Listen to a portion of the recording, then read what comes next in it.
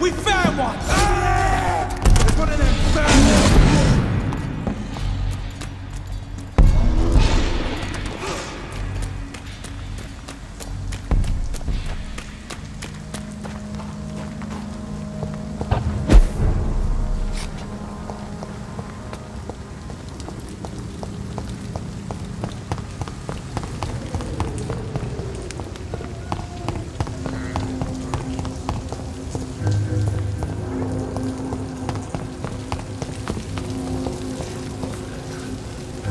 Good evening, Mr. Throgmorton. Dr. Reed, can I be of any assistance? Have you noticed anything suspicious lately?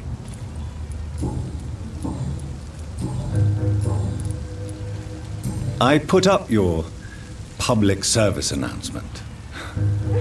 Consider the common folk warned about the vampiric presence. Thank you, Dr. Reed.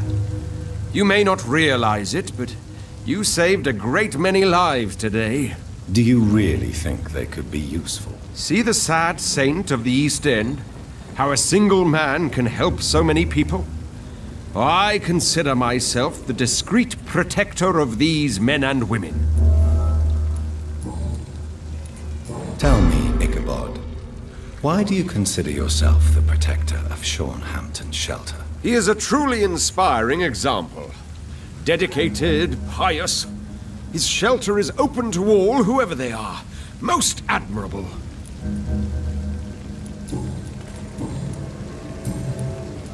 Goodbye.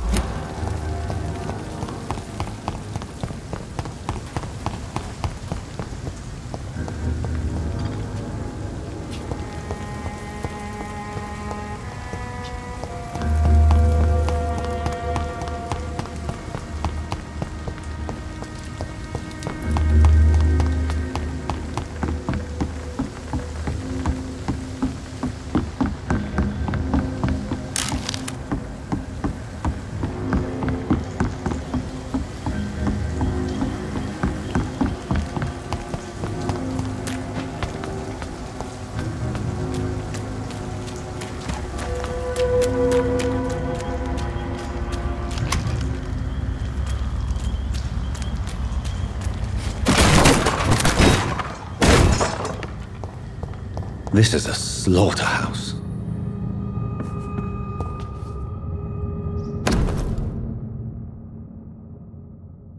From Seymour to my beloved mother Stella. Fishburne, that sneaky bastard. It's locked.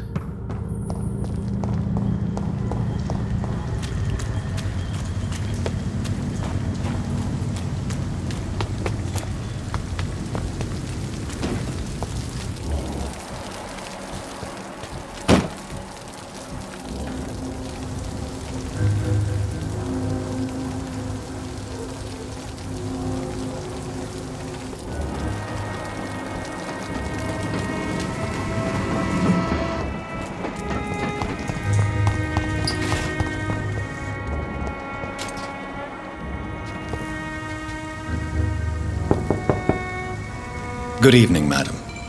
I'm Dr. Reed. Could I come in? Why? What do you want? I work at the Pembroke Hospital. I'm investigating the flu epidemic in this area. Oh, the Spanish flu. Well, that's quite liberal of you, Doctor. But this is no time to be knocking at people's doors. The disease takes away the good people too, madam. Why not let me in? It's Mrs. Fishburne. Stella Fishburne. And yes, indeed. Why not let a doctor in? Please don't stay too long, sir.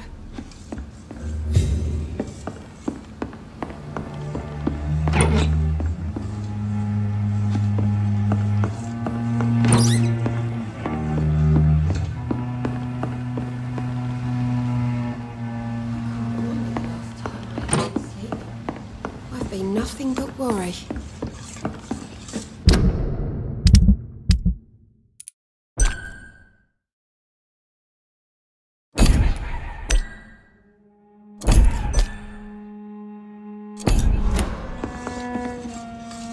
So you have questions about the flu, then? Yes, among other things. Forgive my rudeness at the door. It's just my son doesn't like strangers coming in the house.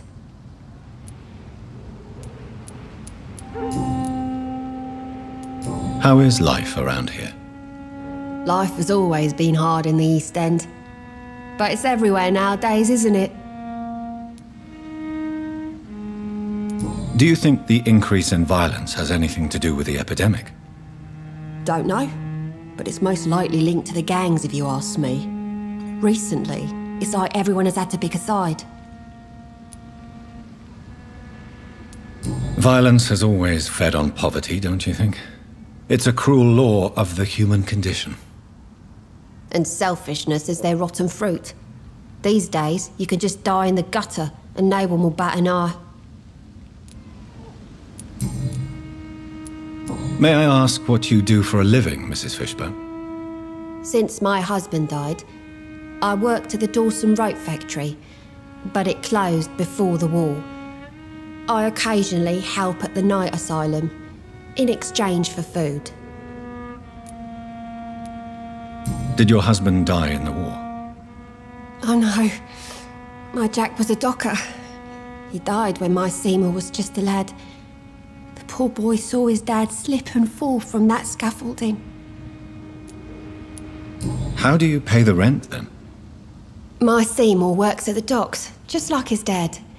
He's very attached to the house he grew up in. It's not always easy, but we get by all right. The orphan that regards you as a mother. Please tell me about him, Stella. You mean Rufus? I wish I could do even more for the poor boy. Most people are so selfish. But you're not. Years may have passed, but I haven't forgotten how it feels to go through days with nothing but an empty stomach.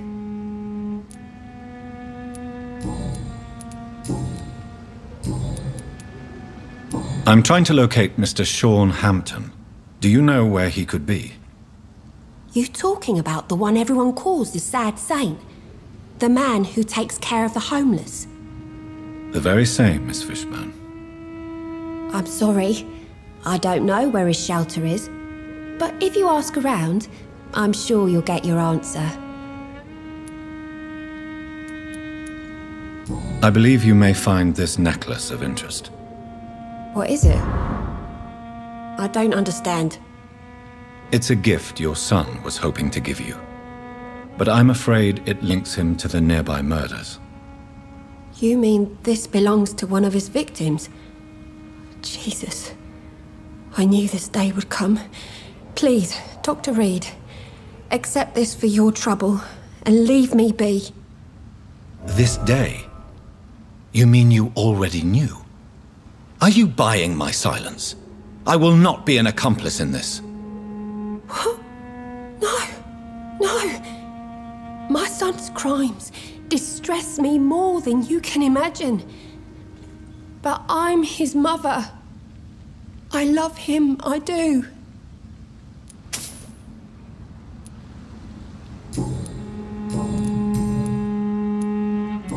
son's gone way beyond simply bullying people.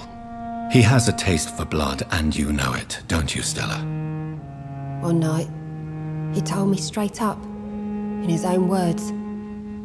It was several days after one of his episodes. Why did he confess? Did you suspect something? No. I guess he wanted his old mum to help him fight his, demons. Did Seymour tell you everything that night? More than I could stand. The words he used to describe his hate, his rage, how he feels when he's done it.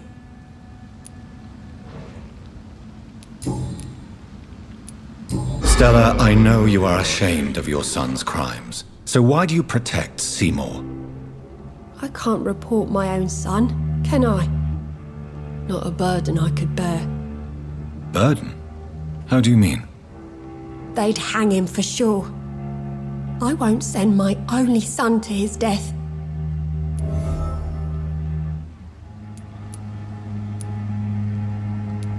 I'm convinced you raised Seymour the best you could. You're not responsible for what he became. If someone ever found the courage to speak to the police, I will take my share. Tell me about these demons Seymour needs your help to fight. Seymour used to be such a happy child, and he is still a helping son most of the time. But when he gets angry, he can hardly contain his rage. All men and women are born innocent, Mrs. Fishburne. But there can be a monster within any of us. Do you think he can be cured, Doctor? Do you think something can extinguish this rage inside my Seymour?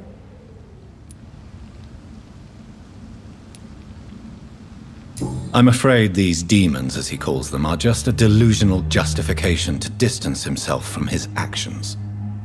There ain't no hope then. Somehow, somewhere, my son has turned into a monster, and nothing will bring him back.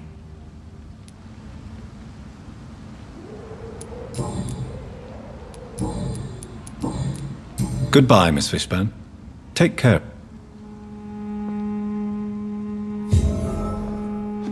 I can't remember the last time I had a good sleep. I've been nothing but worry.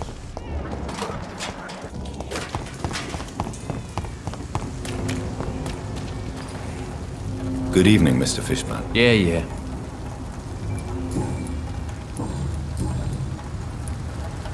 Tell me about your victims, Seymour. Who were they? Why them? Was there a link? Why should there be? They just kept getting on my nerves at the worst times, that's all. How many? How many victims? It's not like I keep records. It happens when it happens. You feel nothing, do you? No empathy for your victims at all? You seem pretty calm yourself, don't you? We're not talking about me. That right? Well, our calm's the only thing we have in common then. Why is your mother protecting you, Seymour? I'm her son. She's the only one who knows me. Sometimes I think she knows me better than I know myself. I understand you love her, but can't you see the awful situation you've put her in? Do you think my mum would have a better life if I were dead? She seems so sad to know me sometimes.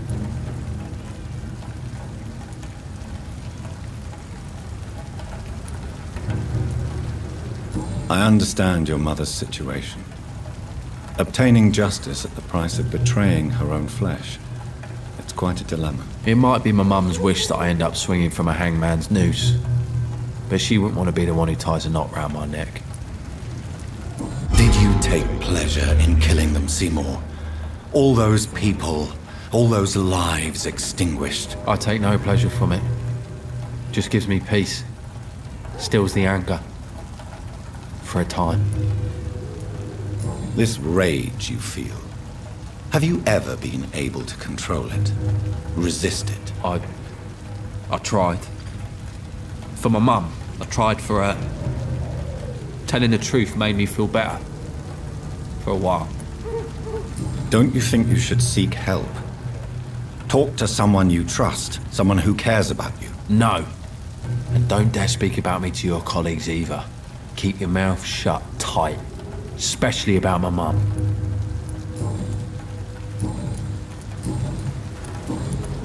Goodbye, Mr. Fishman.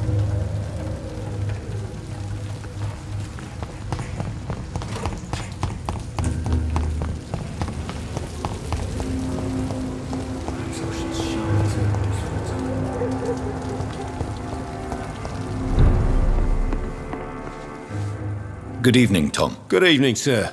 How are you tonight? Back to the docks, are we? You remember me then? Of course I do. You're that man who seemed so lost when he entered my bar a few nights ago. Thank you for your hospitality. I'm Jonathan Reed, by the way. I'm still Tom Watts. Welcome back, Doctor. What can you tell me about this part of town? It's not that bad. Thanks to people like the sad saint of the East End. Who? Sean Hampton, our own private holy figure. Few are foolish enough to make peace with the gangs. Sean is one of them. How is it you can keep this place open? This part of town doesn't seem particularly safe. Well, since everybody needs a drink, my pub is considered neutral ground by most groups. I see. So you get pressure from all sides about how this place should be run, do you? Or something like that. Nothing that a few wise words and a bottle of gin can't solve. Since I'm here, is there anything I can do? Well, perhaps, Doctor. Peace partly depends on my stock of gin. And with the epidemic, my supplies are running low. How could a physician help you in this matter? I have a small warehouse just past the quarantine line. Perhaps, with you being a doctor, you could go there and come back? Doctors aren't immune to disease, you know. Very well. Show me where it is. I'll see what I can do. Oh, thank you, sir. Here's the key to get in. You're about to save many dry throats. You're something of a figurehead around here. I'm only pouring alcohol for everyone to forget their troubles. Sean Hampton is the one giving them long-term hope.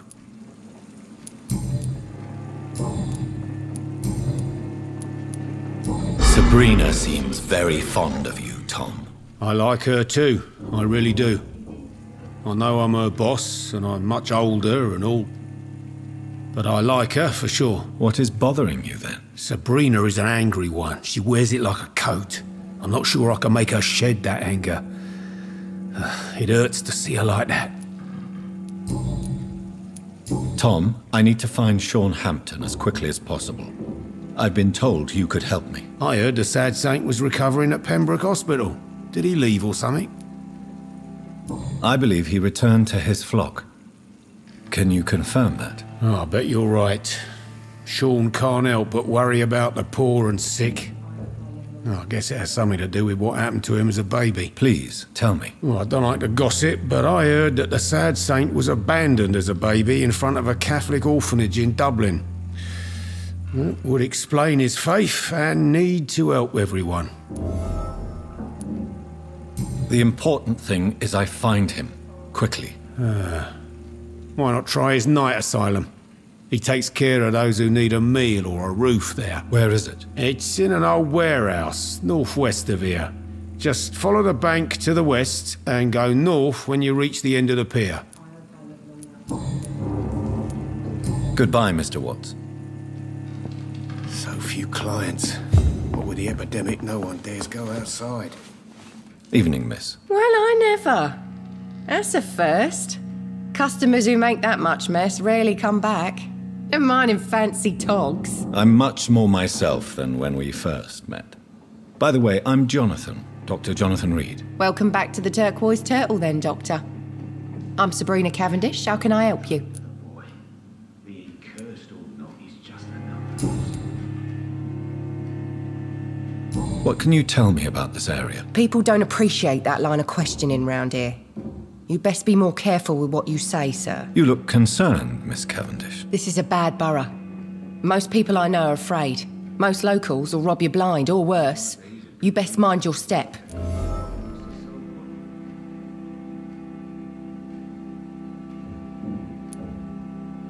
So you and your friends all feel in danger? No exceptions? Tom's the only exception I've come across until now. But he's not like everybody else. This place seems, how shall I put it, very colourful. I'm sure it has plenty of stories to tell. We get people of all sorts here. It's that rare place in the docks where you can have a drink without being murdered. At least it's not happened yet. So this bar is neutral territory then? Yeah. Tom's convinced this is something the locals need. No one ever draws a weapon here. That's one of the reasons I accepted the job. Your boss must be quite the negotiator to force such an agreement. Yeah. Tom's a great bloke. Mr. Hampton, who runs the night asylum, he's the only other man that's able to keep peace around here.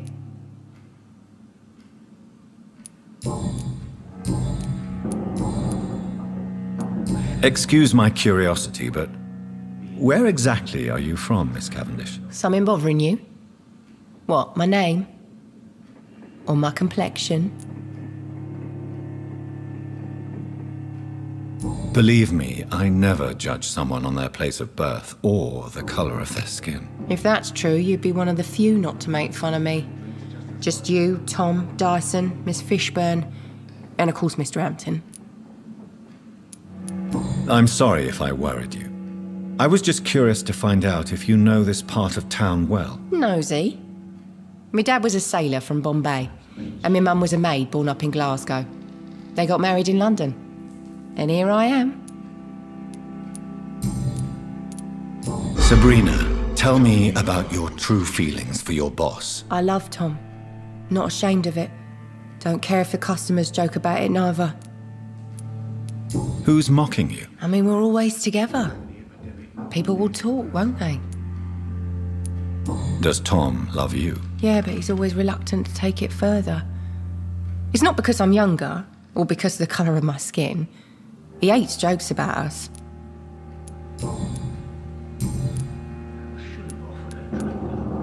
Miss Cavendish, would you be willing to help me locate Sean Hampton? You better ask Tom, sir. Why not answer me directly? We respect the privacy of our customers here, sir. Only Tom can decide who to speak to and what he'll say to them. Goodbye, Miss. Times like these, a good drink's just as likely to cause a problem as the sober. Good evening, sir. Whatever. Don't you recognize me? We met a few nights ago. Don't take it personally. I spent a lot of energy forgetting what I did the night before. Yes, you had definitely drunk too much then as well. I'm Dr. Jonathan Reed. I'm Dyson Delaney. I'll try to remember you. This time. What do you do for a living, Mr. Delaney? I drink. I drink in the morning and at noon. I drink at night. And then I drink some more. Why do you drink so much? Maybe it's because I prefer dying slowly. Death can be so abrupt. Personally, I like to see mine coming at my own pace. You sound very sad, sir. That's because I am Doc. Don't you work at all? I'd love to, but I don't have the time. Didn't I tell you? Drink in the morning and at noon. I drink at night. Is there anything in particular that you like about this part of town? Except for the cheap drinks, I mean. How dare you say such a thing? I love this neighborhood. So friendly, so joyful. Why are you so cynical? Cynicism is the polite way to express despair, Doctor. No reason at all to rejoice, then. Life is hopeless and then we die, is that it? Let me tell you a story. Another time, perhaps. I'm not sure I want to hear another sad story. Is there any... How dare you? No reason at... Let me tell you a story. All right. Go on. A few years ago, when I believed a resolute man could change things around here for good, a tragedy occurred nearby. What kind of tragedy? It was a bomb. A bomb that exploded and killed many people. Metal and blood everywhere. Shouts, fire, broken window of the shoe shop. The torn streetlight. You lost people you loved that day, didn't you? I've lost everything. But you know what the worst part is? I don't even remember where it happened. I've drunk so much to forget it. And now I can't remember where it was. I can't pay my homage to the dead. I'm sorry, Mr. Delaney. It's okay. If you ever find the place, just leave a flower for me there. Even if you tell me where it is. I'm not sure I'd memorize it. Is there anything... How dare you say so?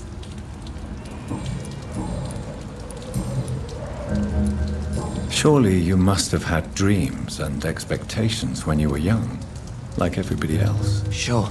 I wanted things to change. To really change, and to change for good. The bigger the dream, the harder the fall. Sounds like you were an idealist, which is honorable. No, sir.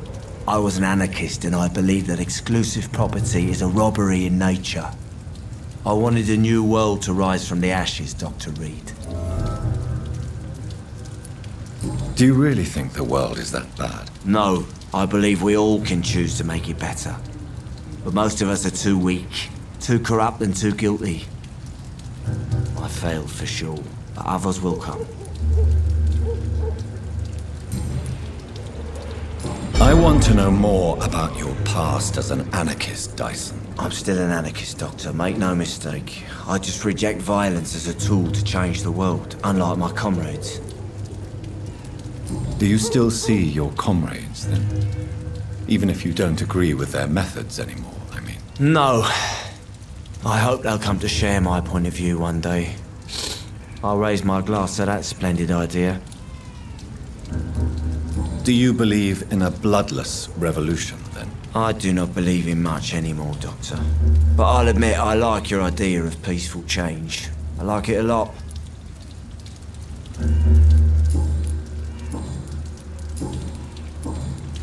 I'm looking for Mr. Sean Hampton.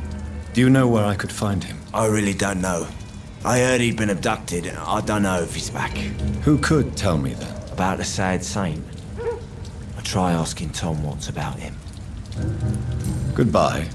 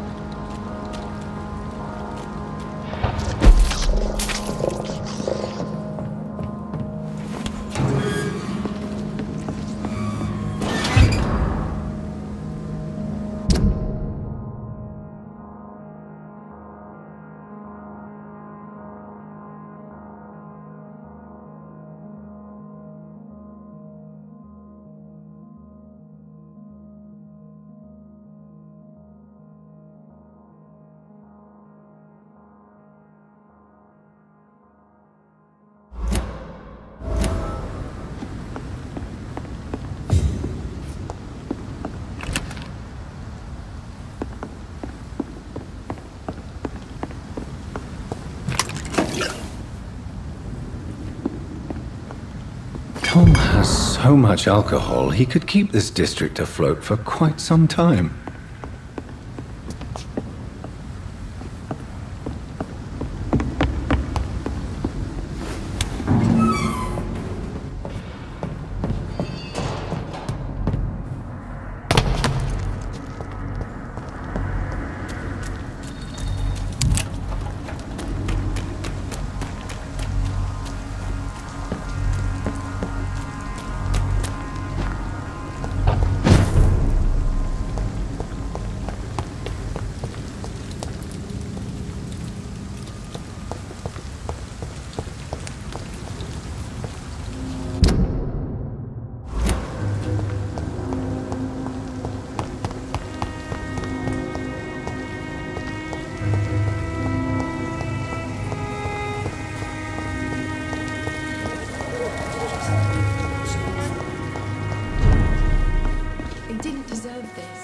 Welcome back, Doctor. What can I do for you?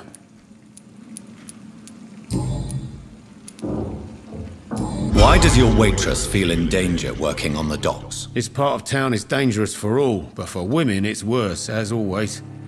Sabrina is a brave girl, but she can't help feeling in danger. Do you think she has good reason to feel this way?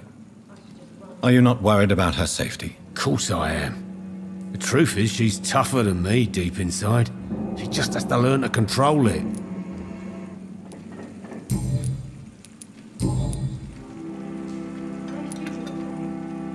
Tell me about your arrest for attempted murder, Tom. I tried to kill someone.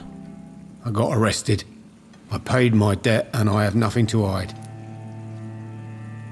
So you mean your customers know about your sordid past? Yeah, why do you think this is the last pub open?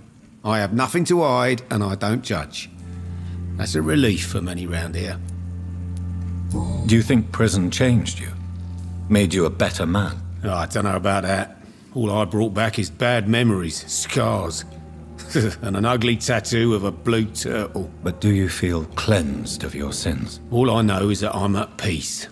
I did what I did, but I wouldn't do it again. Does that make me a better man? I don't know. Why not leave town and start a new life after you got out of jail? I grew up in the East End. This is where my roots are. This is where I want to help others and die, eventually.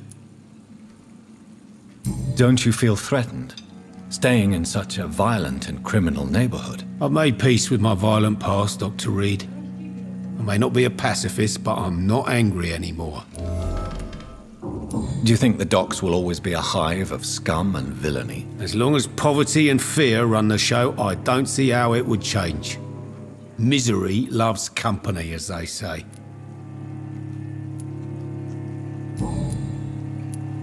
You attempted murder.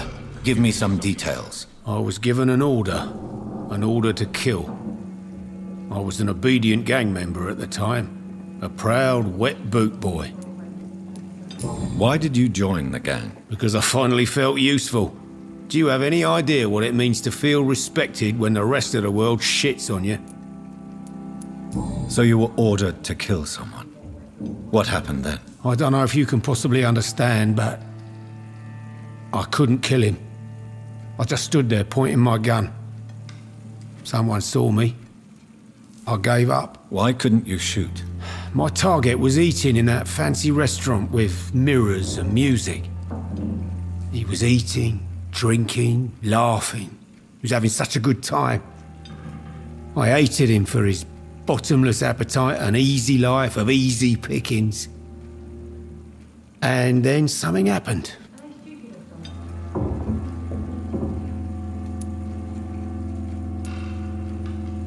You've had a sad, violent and lonely life, with no joy to speak of.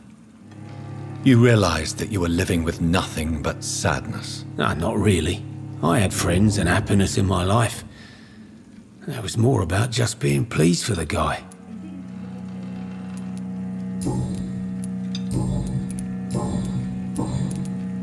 You lied to me, Tom. Your warehouse wasn't empty. It was inhabited with armed vigilantes. I'm sorry, Dr. Reed, but I thought those Prewen guards would be willing to let someone like you pass without trouble. That was devious of you, Tom.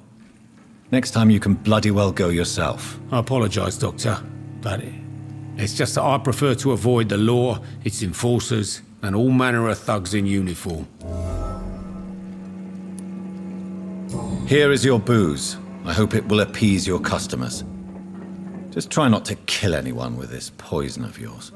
Believe me, Doctor, most of my customers are less agreeable when sober. Goodbye, Mr. Watts. I should have offered a drink to the boy.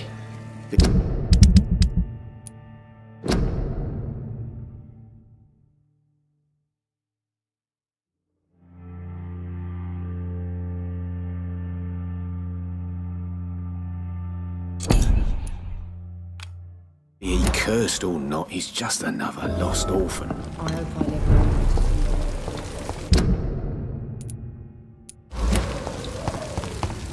that.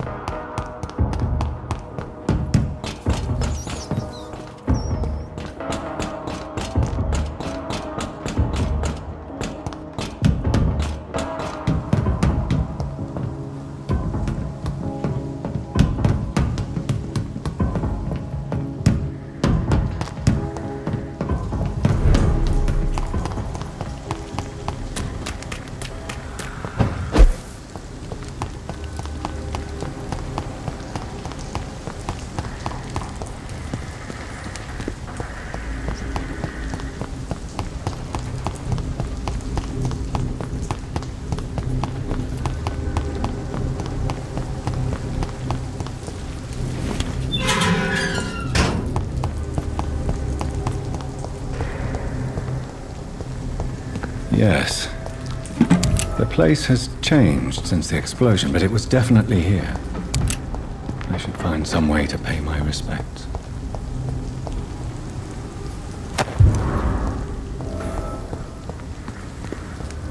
May all who suffered from this tragedy find or rest in peace.